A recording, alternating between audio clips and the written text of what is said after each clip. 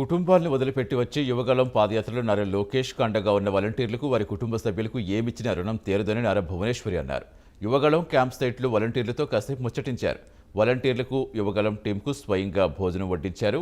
ఈ సందర్భంగా వాలంటీర్లతో మాట్లాడుతూ ఒక్కరోజు నడవడమే మాకు కష్టంగా ఉందని, కానీ వాలంటీర్లు 100 రోజులుగా లోకేష్ వెంట ఉండటం అభినందనీయమని, విజన్ ఉన్న నాయకుడు లోకేష్ అని, ఇలాంటి వ్యక్తికి మీలాంటి గొప్ప టీం దొరకటం అదృష్టమని, మీ సేవలు ఇలాగే కొనసాగించండి, మీతో మేముంటామని భువనేశ్వరి అన్నారు. వాలంటీర్ల వస్తువులపై కోఆర్డినేటర్స్ని ఆరా తీశారు. జాగ్రత్తగా చూసుకోవాలని సూచించారు.